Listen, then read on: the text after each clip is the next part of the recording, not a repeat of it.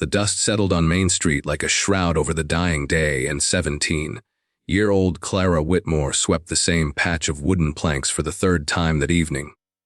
Her calloused hands gripped the worn broom handle as she watched the last of the townsfolk disappear into their homes, leaving behind only the echo of their laughter and the bitter taste of her own invisibility. The general store where she worked from dawn to dusk stood like a monument to her circumstances, a place where others came to buy what they needed, while she could barely afford the scraps they left behind. Clara's dress, patched and re-patched until it resembled a quilt of desperation, hung loose on her thin frame. The fabric had once been blue, her mother used to tell her, back when such details mattered. Now it was the color of old rain clouds, faded and forgotten like everything else in her life. She tucked a strand of auburn hair behind her ear, the same hair her mother had once called beautiful, though Clara couldn't remember the last time anyone had noticed it, let alone called it anything kind. The bell above the door chimed softly as Mrs. Henderson, the store owner, emerged from the back room. Her round face bore the permanent expression of someone who had grown tired of charity cases, though she'd never actually been charitable enough to be tired of them. "Clara, dear," she said, her voice carrying the false sweetness of molasses mixed with vinegar, "I'm afraid we won't be needing you tomorrow. Business has been slow and, well, you understand." Clara's heart dropped like a stone into a well, but she kept her expression steady. She'd learned long ago that showing emotion only made things worse, only gave people more reason to pity her, or worse, to dismiss her entirely. "Yes, Mom," she replied quietly, setting the broom against the wall with the same care she'd given it every day for the past 2 years. "Should I come back Monday?" Mrs. Henderson's eyes shifted away, focusing on something beyond Clara's shoulder. "We'll see, dear, we'll see." The dismissal was clear, wrapped in politeness but sharp as a blade. Clara had heard those words before, had felt their weight settling on her shoulders like stones. She nodded once, retrieved her thin shawl from the hook by the door, and stepped into the cooling evening air. The walk home took her past the nicest houses in town, where warm light spilled from windows and the smell of roasting meat drifted from kitchen chimneys. She quickened her pace, not wanting to linger in the reminder of everything she wasn't, everything she'd never be. The contrast between their world and hers seemed to grow wider each day, like a canyon carved by time and circumstance. Her own home sat at the edge of town, where the respectable buildings gave way to shanties and half-built dreams. The one-room cabin she shared with her ailing father leaned slightly to the left, as if it were tired of standing upright. The roof leaked in 3 places, and the door hung on hinges that squeaked like dying birds, but it was theirs. Or at least it had been until the bank notice arrived last week. Inside, her father lay on his narrow bed, his breathing shallow and labored. Samuel Whitmore had once been a strong man, a carpenter who could build anything with his hands and a head full of dreams. But the fever that had taken him 3 years ago had left him a shadow of himself, able to work only on his good days, which were becoming fewer and farther between. "How was your day, darling?" he asked, his voice barely above a whisper. Even in his weakness, he tried to smile for her, tried to pretend that their world wasn't crumbling around them like poorly mixed mortar. Clara forced brightness into her voice, the same way she forced patches onto her dress. "It was fine, Papa. Mrs. Henderson says business is slow, so I might have a few days off." She couldn't tell him the truth, couldn't add the weight of her problems to his already crushing burden. Instead, she moved to the small stove and began preparing their meager dinner. Beans again, with a bit of salt pork she'd managed to buy with yesterday's wages. As she stirred the pot, Clara's mind wandered to the conversations she'd overheard at the store. Young women her age talking about suitors and dances, about dresses their fathers would buy them and the men who came calling with flowers and promises. She'd never had a suitor, never owned a dress that wasn't handed down or sewn from scraps. The eligible men in town looked through her, as if she were made of glass, their eyes seeking prettier faces attached to fuller purses. That night, Clara lay on her thin mattress and stared at the ceiling, counting the familiar stains and cracks like old friends. Tomorrow she would look for work, would swallow her pride and knock on doors until someone took pity on her. She'd done it before, would do it again, because the alternative was unthinkable. Her father needed medicine, needed food, needed hope, and she was the only one who could provide it. The next morning brought no relief from her troubles, only the harsh reality of a town that had little use for desperate girls with empty pockets. Clara walked from business to business, her head held high despite the shame burning in her chest. The bakery didn't need help. The seamstress already had more workers than she could afford. The saloon owner looked her up and down with calculating eyes before dismissing her with a wave of his hand. It was at the feed store where she met him, though she didn't know then how that meeting would change everything. Thomas Creek stood behind the counter, his weathered hands sorting through receipts with the methodical precision of a man who understood the value of order. He was older than her by perhaps 10 years, with prematurely gray hair and lines around his eyes that spoke of too many seasons under an unforgiving sun. "Can I help you, miss?"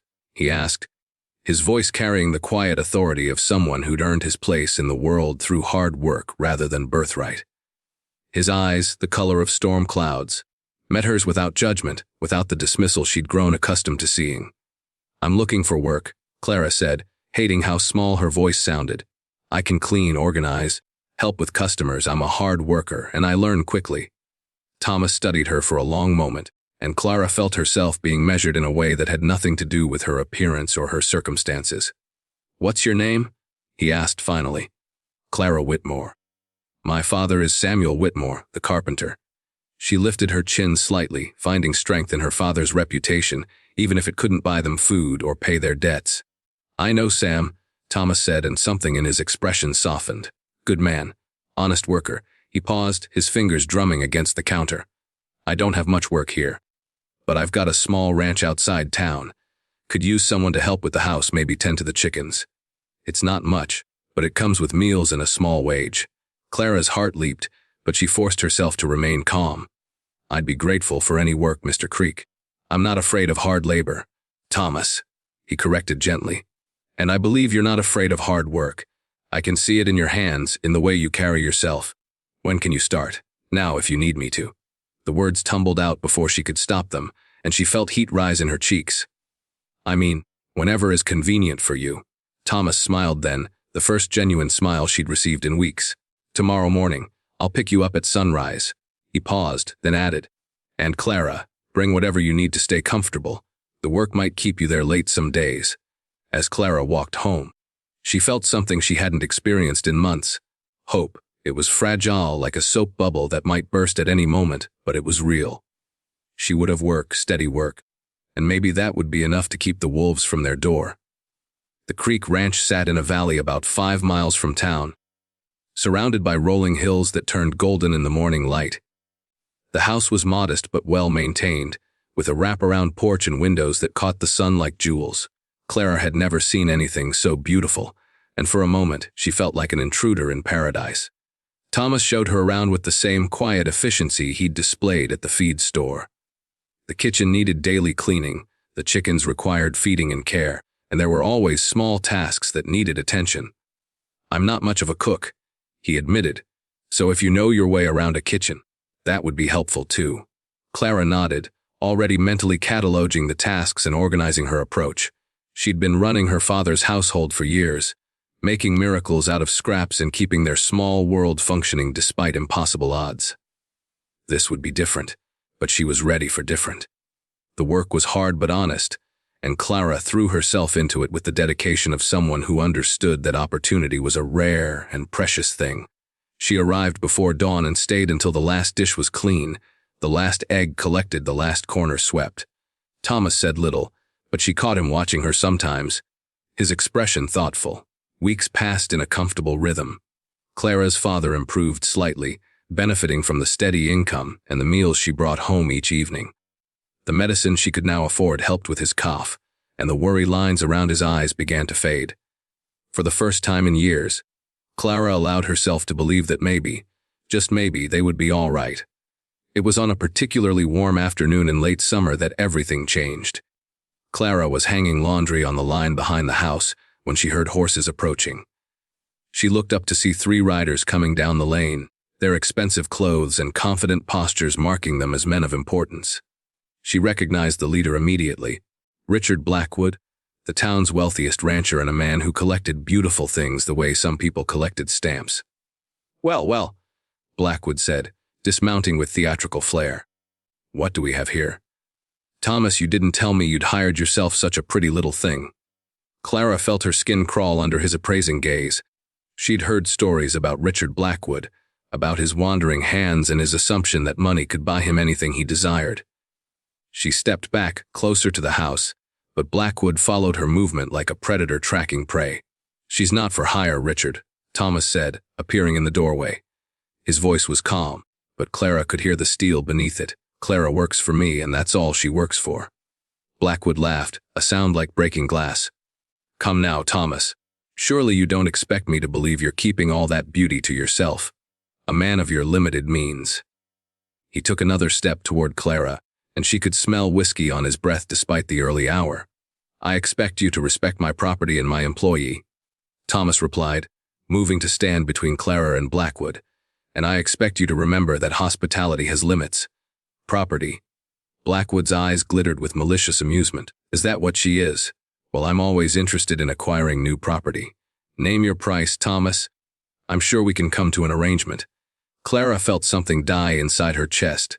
She'd heard those words before, had seen that look in men's eyes, had learned to recognize the moment when she stopped being a person and became a commodity. But this time was different. This time, she wasn't alone. "Get off my land," Thomas said, his voice dropping to a dangerous whisper. Now, Blackwood's expression hardened. "You're making a mistake, Creek. I'm not a man you want as an enemy. Think about what I'm offering. Think about what you're refusing." "I've thought about it," Thomas replied. "And my answer is still no. Leave." The tension stretched between them like a rope about to snap. Clara held her breath, waiting for violence, for the moment when Blackwood's pride would overcome his caution. But the rancher was too smart to start a fight he wasn't sure he could win. Instead, he smiled, cold and calculating. "This isn't over, Thomas. A man protects what he values, and I always get what I value. Always." He mounted his horse with the same theatrical flair he'd used to dismount, then looked directly at Clara. "And you, my dear, are very much valued."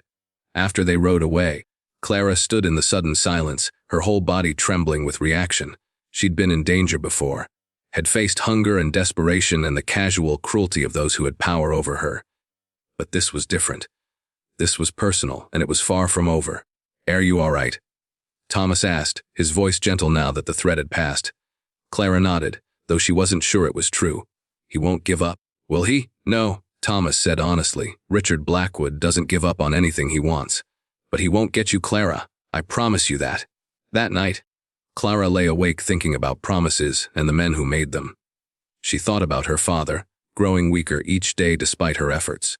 She thought about the bank notice still crumpled in their kitchen drawer, about the job she'd lost, and the uncertain future that stretched before them.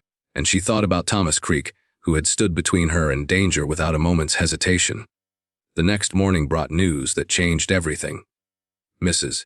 Henderson appeared at the ranch just after sunrise, her face grave with the weight of reluctant duty. "Clara, dear," she said, "I'm afraid I have some difficult news. Your father, he passed in the night. Dr. Morrison said it was his heart. He went peacefully."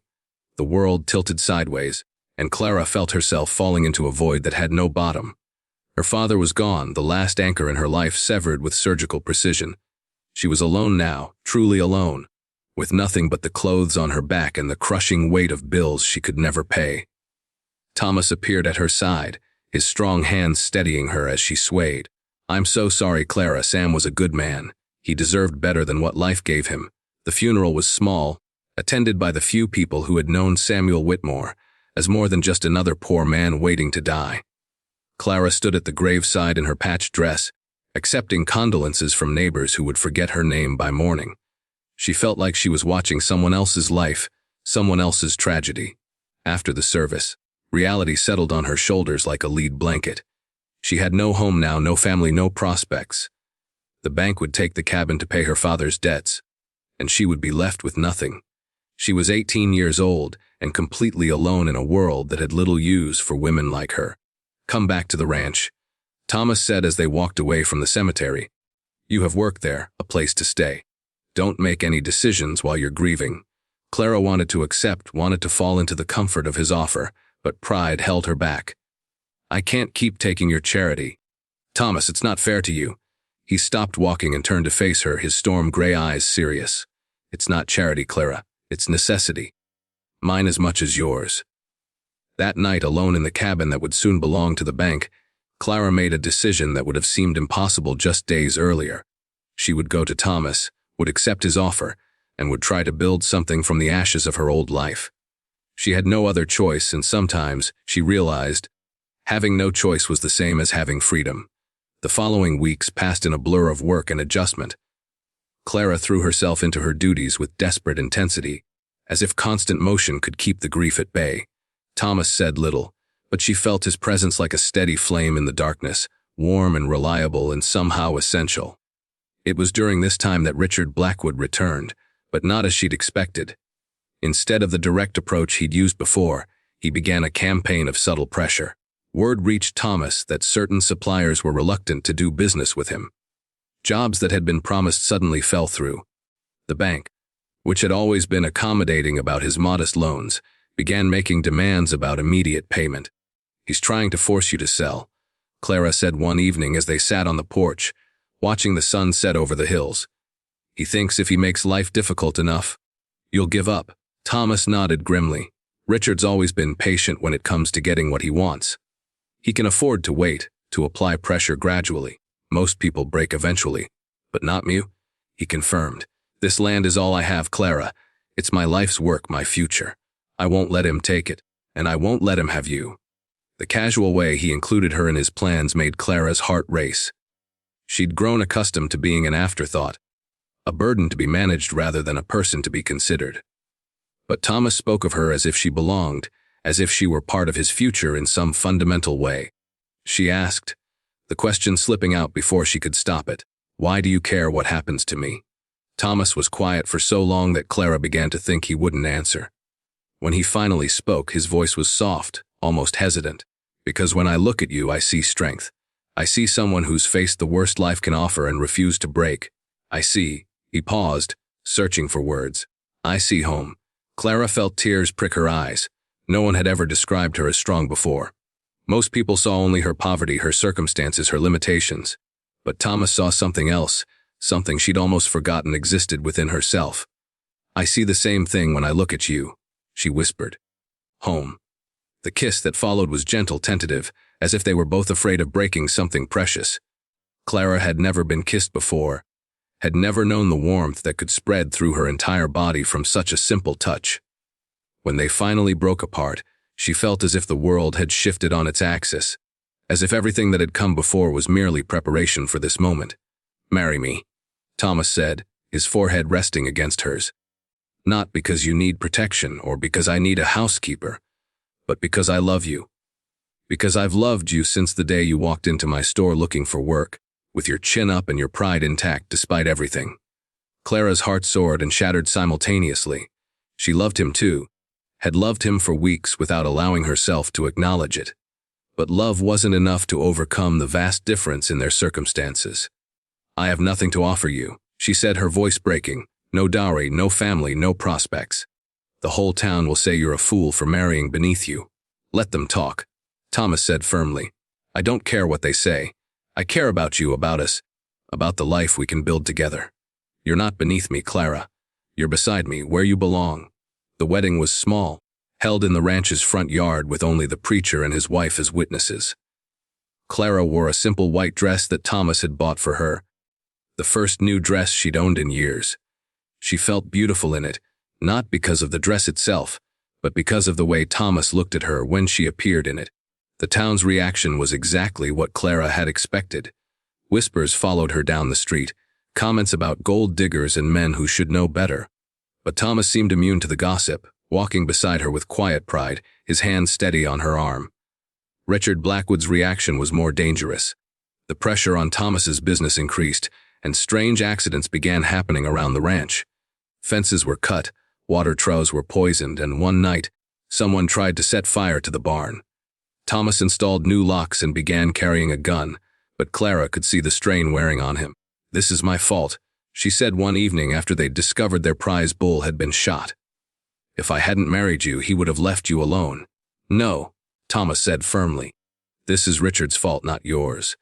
He's the one choosing to act like a spoiled child who can't have his favorite toy. We won't let him win, Clara.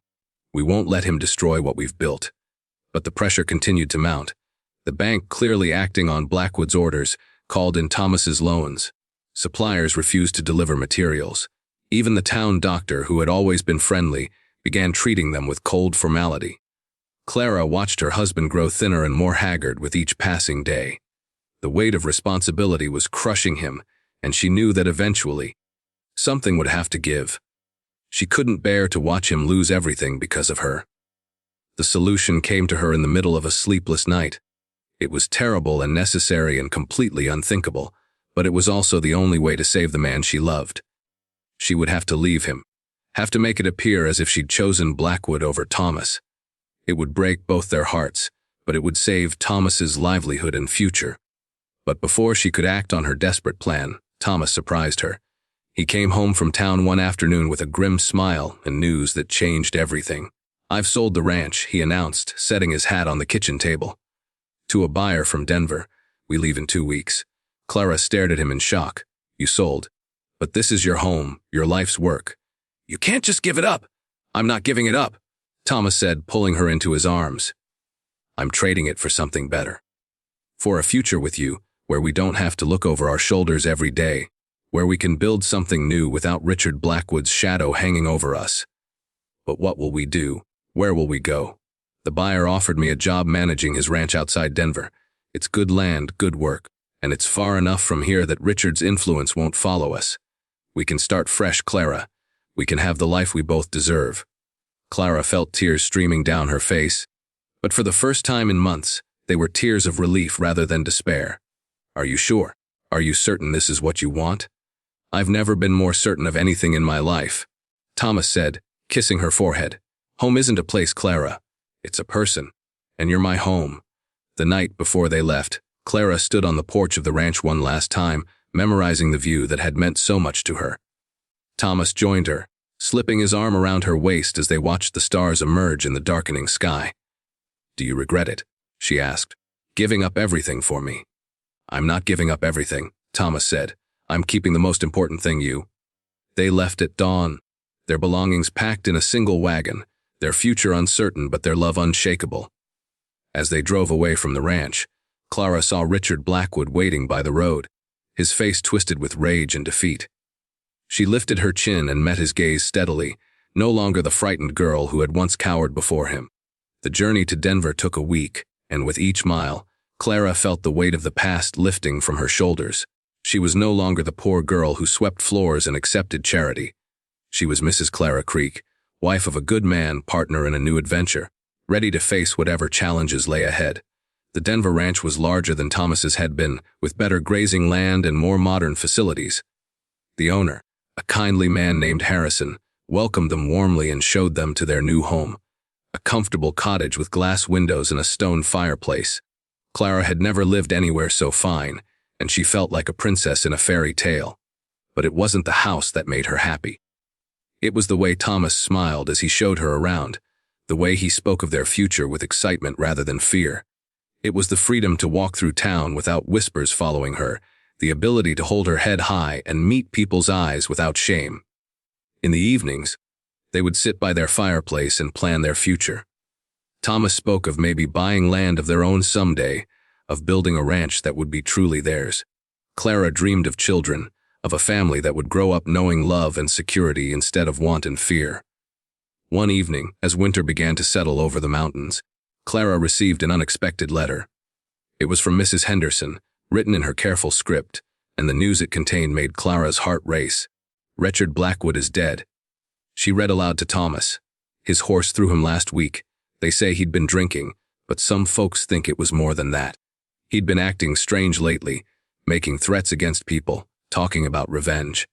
The sheriff found him at the bottom of Miller's Creek, and Doc Morrison said he'd been dead for hours before anyone found him." Thomas was quiet for a long moment, staring into the fire.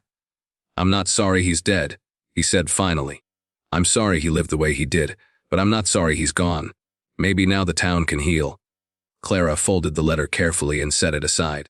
She felt no joy at Blackwood's death, but she felt something else, a sense of justice, of balance restored. The man who had terrorized her and threatened her husband was gone, and they were free to build their life without looking over their shoulders. Spring came early to Colorado, and with it, News that made Clara's heart sing. She was pregnant, carrying the child that would be the first of their family. Thomas's joy was so complete that he could barely contain it, and Clara felt as if she might burst with happiness. "He'll be strong," Thomas said, his hand resting gently on her still flat belly. "Strong and kind and proud of where he comes from." Clara corrected with a smile. "She'll be strong and kind and proud." "Either way," Thomas said, pulling her close, "they'll be loved.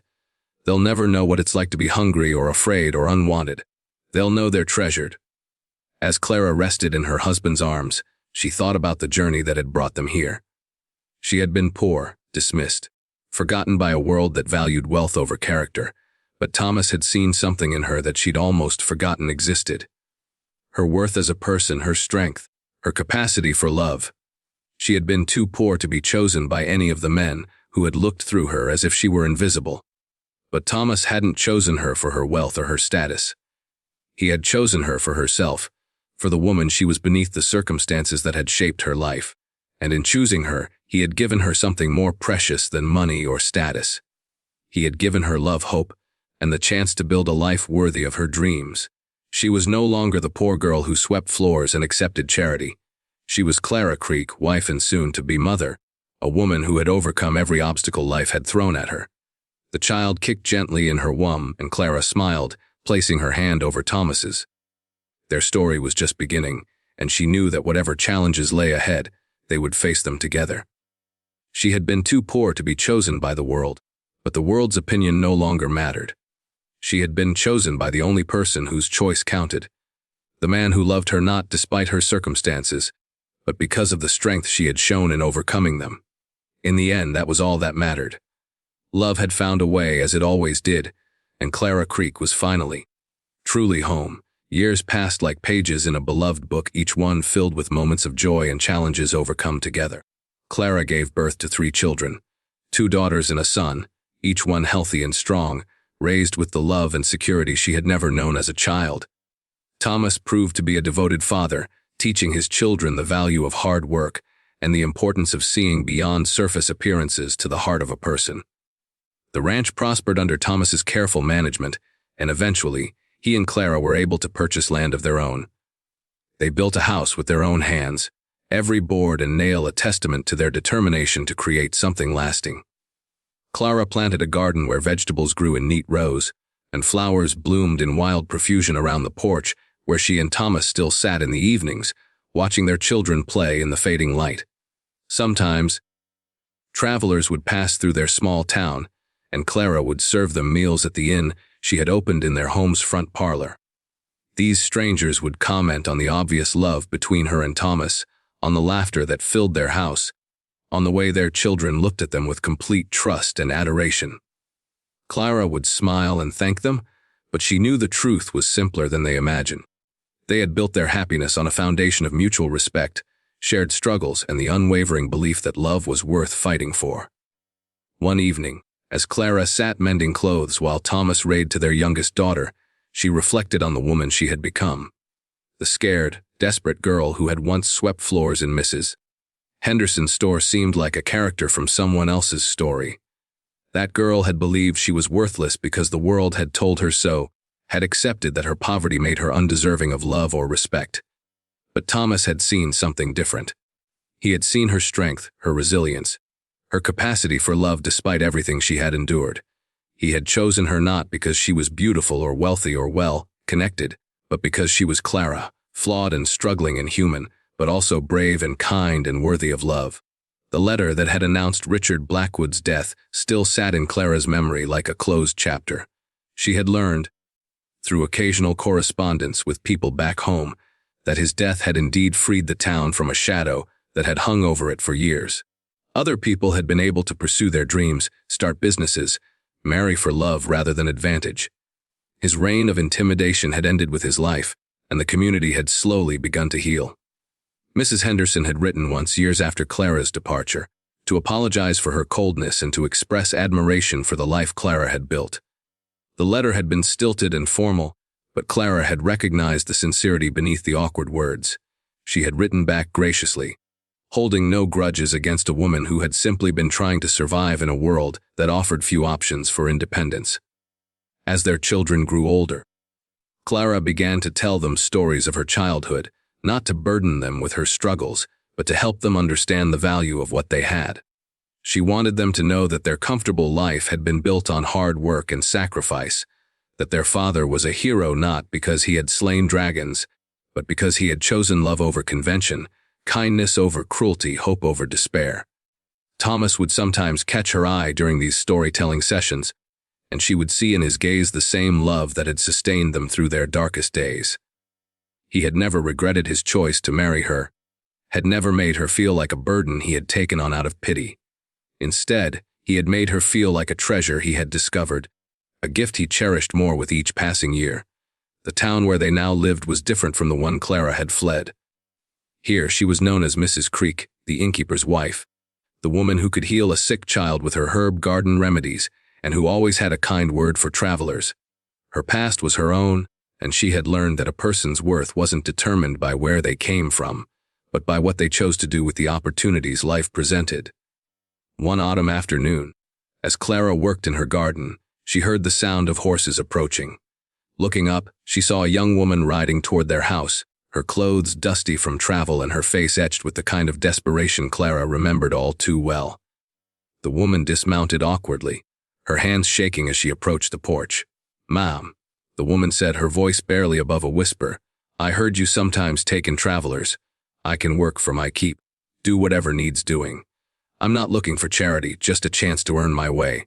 Clara saw herself in the woman's proud posture, in the way she lifted her chin despite her obvious fear. She saw the patches in her dress, the careful way she moved to hide her exhaustion, the hope and desperation warring in her eyes. "Of course," Clara said, setting down her gardening tools and walking toward the woman. "I'm Clara Creek. Welcome to our home." The woman's eyes filled with tears of relief. "Thank you, ma'am. I'm Sarah Mills. I promise I won't be any trouble." As Clara led Sarah toward the house, she felt the circle of her life completing itself. She had been saved by Thomas's kindness, had been given a chance to prove her worth when the world had written her off. Now she had the opportunity to extend that same grace to another woman in need. That evening, as Sarah helped serve dinner to the other guests, Clara watched her work with the same desperate efficiency she remembered from her own early days at Thomas's ranch. Thomas caught her eye and nodded slightly, understanding passing between them without words. They would help this woman, would give her the chance to rebuild her life, just as they had rebuilt their own. Later, after the guests had retired and the children were asleep, Clara and Thomas sat on their porch in comfortable silence. The stars above them were the same ones they had watched from his ranch all those years ago, but everything else had changed. They had built a life together that neither of them could have imagined in those early days of struggle and uncertainty. "Do you ever wonder what would have happened if we hadn't met?" Clara asked, her head resting on Thomas's shoulder. "No," Thomas replied, his arm tightening around her. "I don't wonder about that, because I can't imagine a world where we didn't find each other. Some things are meant to be, Clara. Some people are meant to be together." Clara smiled in the darkness, thinking of the scared girl she had been and the woman she had become. She had been too poor to be chosen by a world that valued wealth over character, but she had been chosen by love, and that had made all the difference. The next morning, Clara woke to find Sarah already in the kitchen, preparing breakfast with the same careful attention to detail that Clara had once brought to her work. The woman looked up as Clara entered, her face lighting with genuine gratitude. "Thank you," Sarah said simply, "for giving me a chance when I had nowhere else to go." Clara smiled, remembering the day Thomas had offered her work at his ranch, the lifeline that had saved her from despair. "Everyone deserves a chance to prove their worth," she said, "and I have a feeling you're going to prove yours in ways that will surprise us all." As the sun rose over the mountains, painting the sky in shades of gold and pink, Clara felt the deep satisfaction of a life well lived. She had been too poor to be chosen by the world's standards, but she had been chosen by something far more valuable. Love that saw past circumstances to the person beneath, love that believed in possibilities rather than limitations, love that had the power to transform lives and create miracles. The quiet cowboy who had married her against all odds had given her more than a name and a home. He had given her a chance to become the woman she was meant to be, to discover her own strength and worth, to build a legacy that would outlast them both.